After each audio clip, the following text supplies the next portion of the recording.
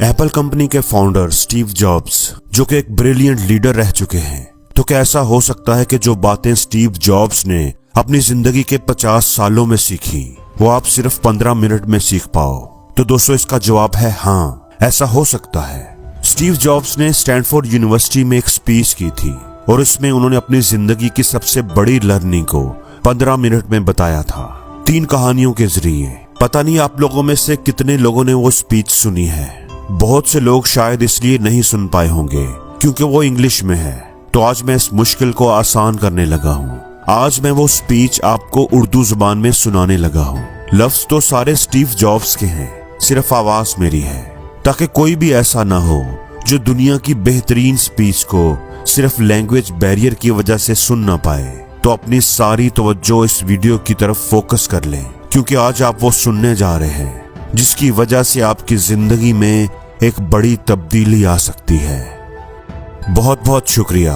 आज दुनिया की बेहतरीन यूनिवर्सिटीज में से एक यूनिवर्सिटी में आप सभी के साथ होना मेरे लिए फख्र की बात है। मैं आपको सच बताना चाहता हूँ, मैं कभी किसी कॉलेज से पास नहीं हुआ और आज पहली बार किसी कॉलेज की ग्रेजुएशन सेरेमनी के इतना नजदीक पहुंचा हूँ। आज मैं आप सबको अपनी जिंदगी की 3 कहानियां सुनाऊंगा, ज्यादा नहीं, बस 3 कहानियां। पहली कहानी है डॉट्स कनेक्ट करने के बारे में। रीड कॉलेज में एडमिशन लेने के बाद मैंने 6 महीने के अंदर ही पढ़ाई छोड़ दी थी, लेकिन मैं उसके 18 महीने के बाद तक वहां किसी न किसी तरह आता जाता रहा। तो सवाल यहाँ पर यह आता है कि फिर मैंने कॉलेज क्यों छोड़ा? वेल, इसकी शुरुआत मेरे पैदा होने से पहले की है। मुझे जन्म देने वाली माँ एक यंग ग्रेजुएट स्टूडेंट थी और वो चाहती थी कि कोई मुझे गोद ले ले, लेकिन उसी के साथ वो ये भी चाहती थी कि जो भी मुझे गोद ले वो कॉलेज ग्रेजुएट जरूर हो। और इस सब की प्लानिंग उसने पहले से ही कर रखी थी। एक वकील और उसकी बीवी ने मुझे अडॉप्ट करना था, लेकिन जैसे ही मैं इस दुनिया में आया, बिल्कुल आखिरी वक्त पर उन्होंने अचानक अपना इरादा बदल लिया और उन्होंने कहा कि उन्हें तो एक लड़की चाहिए थी। इसीलिए आधी रात को मेरे माँ बाप को कॉल किया गया, जो कि वेटिंग लिस्ट पर थे, और उन्हें फोन करके बताया गया कि हमारे पास एक बेबी बॉय है, क्या आप इसे गोद लेना चाहेंगे? और उन्होंने फौरन हाँ कर दी।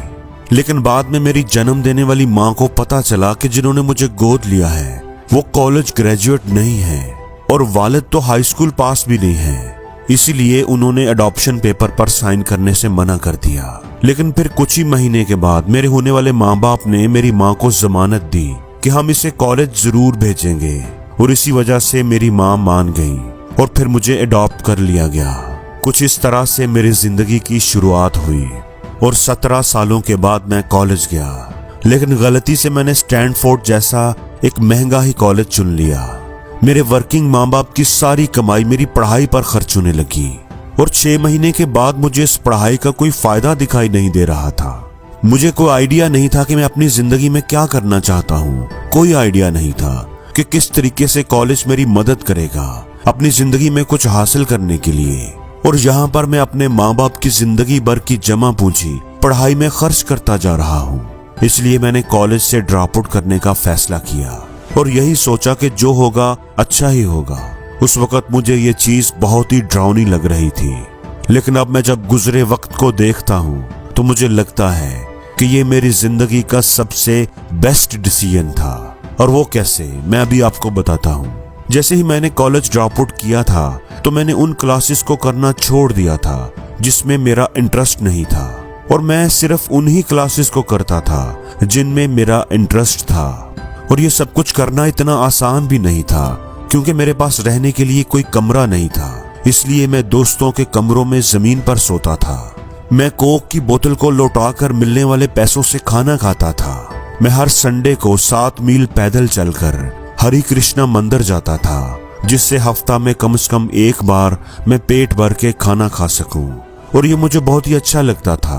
अब मैं आपको बताता हूँ कि क्यों कॉलेज ड्रॉप आउट करना मेरी जिंदगी का सबसे बेस्ट डिसीजन था। इस दौर में रीड्स कॉलेज वहां की सबसे अच्छी जगह थी जहां कैलीग्राफी सिखाई जाती थी। पूरे कॉलेज में हर एक पोस्टर पर, हर एक लेबल पर बहुत ही खूबसूरती से हाथों से कैलीग्राफी का काम किया जाता था। और क्योंकि मैं कॉलेज छोड़ चुका था और मुझे नॉर्मल क्लासेस लेने की कोई जरूरत नहीं थी, तो मैंने फैसला किया कि मैं कैलीग्राफी की क्लासेस लिया करूं और उसे अच्छे तरीके से सीखूंगा। तो मैंने सेरिफ और सैन सेरिफ फॉन्ट के फेसेस के बारे में सीखा और अलग अलग लफ्जों के दरमियान स्पेस रखना सीखा। किसी अच्छी टाइपोग्राफी को क्या अच्छा बनाती है ये भी मैंने सीखा। ये सब कुछ बहुत खूबसूरत था, हिस्टोरिकल था और इतना आर्टिस्टिक था कि इसे साइंस के जरिए कैप्चर नहीं किया जा सकता था और यहाँ सभी मुझे बहुत अच्छा लगता था। इस वक्त मेरा कोई भी ऐसा ख्याल नहीं था कि मैं इन चीजों का इस्तेमाल अपनी जिंदगी में कभी कर पाऊंगा। लेकिन जब 10 साल के बाद हमने अपना पहला मैकिन्टॉश कंप्यूटर बनाया तो वो सब कुछ मेरे काम आया। मैंने इसे मैक में डिजाइन कर दिया और इस तरह ये पहला कंप्यूटर था जो इतनी खूबसूरत टाइपोग्राफी के साथ था। अगर मैंने कॉलेज में कैलीग्राफी में एडमिशन ना लिया होता तो मैक में कभी भी मल्टीपल टाइप फेसेस या प्रोपोर्शनली स्पेस्ड फॉन्ट्स नहीं होते। और क्योंकि विंडोज ने मैक की कॉपी की है तो दुनिया के किसी भी पर्सनल कंप्यूटर में यह सब नहीं होता। उस वक्त जब मैं कॉलेज में था तो अपने फ्यूचर को देखकर इन डॉट्स को कनेक्ट करना मुमकिन नहीं था। लेकिन जब 10 साल के बाद मैं गुजरे वक्त को देखता हूँ तो मुझे सब कुछ क्लियर नजर आता है कि आप सिर्फ पीछे देखकर ही डॉट्स को कनेक्ट कर सकते हैं। आपको यकीन करना होगा कि अभी जो भी हो रहा है वो आगे चलकर किसी न किसी तरीके से आपके फ्यूचर से कनेक्ट हो जाएगा। आपको किसी न किसी पर तो यकीन करना ही होगा। दिल की बात पर, अपनी किस्मत पर या अपनी तकदीर पर किसी न किसी चीज पर भरोसा करना ही होगा, क्योंकि इस बात पर यकीन रखना कि आगे चलकर डॉट्स कनेक्ट होंगे ये आपको अपने दिल की आवाज सुनने की हिम्मत देगा। और उस वक्त भी जब आप बिल्कुल अलग रास्ते पर चल रहे होंगे और यही बात आपको बाकी लोगों से अलग बनाएगी। तो मेरी पहली कहानी से सबसे बड़ी सीख यही है कि जो हो रहा है अच्छे के लिए हो रहा है और आप अभी जो भी कर रहे हैं वो आगे चलकर आपके किसी न किसी काम जरूर आएगा। आप बस अपने आप पर यकीन रखकर, भरोसा रखकर करते जाइए जो आप कर रहे हैं। मेरी दूसरी कहानी लॉस और लव के बारे में है। मैं खुशकिस्मत था कि जिस चीज से मैं प्यार करता था वो मुझे जिंदगी के शुरू में ही मिल गई। वूज और मैंने अपने बाप के गैराज से एप्पल की शुरुआत की थी जब मैं 20 साल का था और हमने बहुत मेहनत की और 10 साल में एप्पल कंपनी 2 लोगों से बढ़कर $2 बिलियन और 4000 लोगों की कंपनी बन गई। हमने 1 साल पहले ही मैकिन्टॉश रिलीज किया और मैं 30 साल का हो गया था और कंपनी ने मुझे निकाल दिया। अब सभी लोग सोच रहे होंगे कि अपनी ही बनाई हुई कंपनी से मुझे कैसे निकाल दिया। जैसे जैसे एप्पल ग्रो करने लगी हमने एक समझदार आदमी को हायर किया। जैसे मैंने सोचा कि वो मेरे साथ मिलकर कंपनी को आगे बढ़ाएगा। पहले 1 साल सब कुछ ठीक चल रहा था, लेकिन उसके बाद फिर कंपनी के फ्यूचर विजन को लेकर हम दोनों में इख्तलाफात होने लगे और बात बोर्ड ऑफ डायरेक्टर तक पहुंच गई और उन लोगों ने उसका साथ दिया और इस तरीके से 30 साल की उम्र में मुझे अपनी ही कंपनी से निकाल दिया गया। जो मेरी पूरी जिंदगी का फोकस था वो अब खत्म हो चुका था और अब ये मुझे पूरी तरह से बर्बाद करने वाला था और कुछ ही महीनों तक मुझे कुछ समझ नहीं आया कि मैं क्या करूं। ये एक बहुत ही बड़ा पब्लिक फेलियर था। एक बार तो मैंने वैली छोड़कर जाने का भी सोचा, लेकिन धीरे धीरे मुझे एहसास हुआ कि मैं जो काम करता हूं मैं उसके लिए पैशनेट हूं। एप्पल में जो कुछ भी हुआ उसकी वजह से मेरे पैशन में थोड़ी सी भी कमी नहीं आई। मुझे उन्होंने कबूल नहीं किया, लेकिन फिर भी मैं अपने काम से प्यार करता हूं, इसीलिए एक बार फिर से शुरुआत करने की सोची। मैं उस वक्त ये नहीं देख पाया था, लेकिन अब मुझे लगता है कि एप्पल से निकाले जाने से अच्छा मेरे साथ कुछ और हो ही नहीं सकता था। कामयाब होने का बोझ बिगिनर होने के हल्केपन में बदल चुका था। मैं एक बार फिर से खुद को बहुत हल्का महसूस कर रहा था और इसी आजादी की वजह से मैं अपनी जिंदगी के सबसे क्रिएटिव पीरियड में चला गया। अगले 5 सालों में मैंने एक कंपनी नेक्स्ट और दूसरी कंपनी पिक्सार शुरू कर दी और इसी दौरान एक बहुत ही काबिल औरत से मिला जो आगे चलकर मेरी बीवी बनी। पिक्सार ने दुनिया की पहली कंप्यूटर एनिमेटेड मूवी बनाई, टॉय स्टोरी। और आज इस वक्त जहां दुनिया का सबसे कामयाब एनिमेशन स्टूडियो है। इसी दौरान एक और वाकया हुआ कि एप्पल ने नेक्स्ट को खरीद लिया और मैं एक बार फिर से एप्पल में चला गया।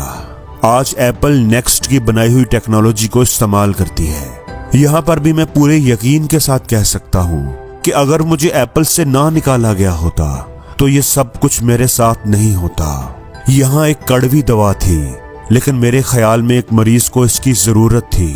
कभी कभी जिंदगी आपको इसी तरह ठोकर मारती है, लेकिन आप यकीन मत खोइए। मैं पूरे यकीन के साथ कह सकता हूँ कि मैं सिर्फ इसलिए आगे बढ़ता गया क्योंकि मैं अपने काम से प्यार करता था। जितना अपने प्यार को जानना जरूरी है, इतना ही जरूरी है अपने काम को खोजना जिसे आप सच में एंजॉय करते हो, क्योंकि आपका काम आपकी जिंदगी का एक बहुत बड़ा हिस्सा होता है। सही तौर पर कामयाब होने का यही एक तरीका है कि आप वो करें जिसे आप एक बड़ा काम समझते हैं, और बड़ा काम करने का सिर्फ एक ही तरीका है कि आप वो करें जो आप करना पसंद करते हैं। और अगर अभी तक आपको वो काम नहीं मिला है तो आप रुके मत, उसको खोजते रहें। जैसा कि दिल से जुड़ी हर एक चीज से होता है, वो जब आपको मिलेगी आपको पता चल जाएगा। और जैसा कि एक अच्छी रिलेशनशिप में होता है, वो वक्त के साथ साथ और भी अच्छी होती जाएगी। इसलिए उसे खोजते रहिए, रुकिए मत। मेरी तीसरी कहानी मौत के बारे में है। मैं जब 17 साल का था, मैंने एक कोटेशन पढ़ी थी कि अगर आप हर दिन ऐसे जिएंगे जैसे वो आपकी जिंदगी का आखिरी दिन है, तो आप किसी न किसी दिन सही साबित हो जाएंगे। और उसने मेरे दिमाग के अंदर एक बहुत ही बड़ी छाप छोड़ दी थी। और तब से पिछले 33 सालों से मैं हर सुबह उठकर शीशे में देखता हूँ और खुद से एक सवाल करता हूँ कि आज अगर मेरी जिंदगी का आखिरी दिन होता तो क्या मैं वो करता जो मैं करने वाला हूँ। तो अगर इसका जवाब ना होता है तो मैं समझ जाता हूँ कि कुछ ना कुछ बदलने की जरूरत है। इस बात को याद रखना कि एक दिन सबको मरना है। किसी भी चीज के खोने के डर को दूर करने का सबसे अच्छा तरीका है। तो अगर हम मरने ही वाले हैं तो क्यों ना हम अपने दिल की सुने। आज से तकरीबन 1 साल पहले मुझे पता चला कि मुझे कैंसर है। सुबह 7:30 बजे मेरा स्कैन हुआ और उसमें साफ दिखाई दे रहा था कि मेरे पैंक्रियास में ट्यूमर है। और सच कहूं तो मुझे यह भी नहीं पता था कि पैंक्रियास होता क्या है। डॉक्टर ने तकरीबन पूरे यकीन के साथ मुझे बताया कि मुझे एक ऐसा कैंसर है जिसके इलाज का वक्त गुजर चुका है और अब सिर्फ मेरे पास 3 से 6 महीने बचे हैं। डॉक्टर ने मुझे मशवरा दिया कि मैं घर जाऊं और जो जरूरी काम निपटाने वाले हैं निपटा लूं। यानी डॉक्टर की जबान में इसका मतलब था कि आप मरने की तैयारी कीजिए। यानी वो सारी चीजें जो आप अगले 10 साल में करने वाले थे वो बचे हुए दिनों में कर लीजिए, क्योंकि आपका आखिरी वक्त आ चुका है। मैंने इस डायग्नोसिस के साथ पूरा दिन गुजार दिया और शाम को मेरी बायोप्सी हुई, जहां से मेरे गले के रास्ते से पेट से होते हुए एक एंडोस्कोप डाला गया और एक सुई से ट्यूमर से कुछ सेल्स निकाले गए। उस वक्त मैं पूरी तरह से होश में था, लेकिन मेरी बीवी जो उस वक्त भी वहां मौजूद थी, उसने बताया कि डॉक्टर ने माइक्रोस्कोप के जरिए मेरे सेल्स को देखा तो वो भी रो पड़ा। सेल्स को देखकर डॉक्टर को पता चला कि ये एक ऐसा केस है जो बहुत ही रेयर है और इसको सर्जरी के जरिए ठीक किया जा सकता है। और यूं फिर मेरी सर्जरी हुई और अब मैं बिल्कुल ठीक हूँ।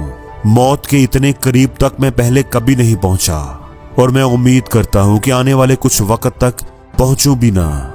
ये सब देखने के बाद मैं पूरे यकीन के साथ कह सकता हूँ कि मौत एक बड़ा ही अजीब कंसेप्ट है। कोई भी मरना नहीं चाहता, हत्ता कि वो लोग जो जन्नत में जाना चाहते हैं वो भी वहां जाने के लिए मरना नहीं चाहते। मौत ही वो मंजिल है जहां हम सभी लोग जाते हैं और आज तक कोई भी उससे बचा नहीं। और ऐसा ही होना चाहिए, क्योंकि इस जिंदगी का जो सबसे बड़ा शाहकार है वो मौत ही है। मौत ही जिंदगी को बदलती है, पुराने को खत्म करती है और नए आने वाले का रास्ता खोलती है। इस वक्त आप सभी लोग यहाँ नए हैं और कुछ ही दिनों में आप सभी लोग पुराने हो जाएंगे और रास्ते से साफ हो जाएंगे। इस तरह की बातें करने के लिए मैं आपसे माफी चाहता हूँ, लेकिन यही सच है। आपके पास कितना वक्त है ये तय है, इसलिए इस वक्त को किसी और की जिंदगी जीने में जाया ना करें। बेकार की सोच में मत फंसिए। अपनी जिंदगी को दूसरों के हिसाब से मत चलाएं। दूसरों की बातों के शोर में अपने अंदर की आवाज को मत दबाएं। और सबसे जरूरी बात कि अपने दिल की आवाज सुनने की हिम्मत रखें, क्योंकि आपका दिल पहले से ही जानता है कि आप क्या बनना चाहते हैं। पहले अपने दिल की आवाज सुने, बाकी सारी चीजें सेकेंडरी हैं। और आखिर में मैं आप सबसे कहना चाहूंगा, स्टे हंग्री, स्टे फुलिश। मैंने हमेशा अपने लिए यही मांगा है, और जब आप सब लोग यहाँ से ग्रेजुएट हो रहे हैं तो आप सभी के लिए भी मैं यही विश करता हूँ। स्टे हंग्री, स्टे फुलिश, यानी कि भूखे रहिए और बेवकूफ रहिए। भूखे यानी आपके अंदर कुछ करने की भूख होनी चाहिए, और बेवकूफ बनो क्योंकि बेवकूफ बनकर ही आप कुछ सीख पाओगे। और अगर आपको ये लगता है कि आप पहले से ही सब जानते हैं तो आप कुछ भी नहीं सीख पाओगे। तो भूखे रहिए और बेवकूफ रहिए। Stay hungry, stay foolish. आप सब लोगों का बहुत बहुत शुक्रिया।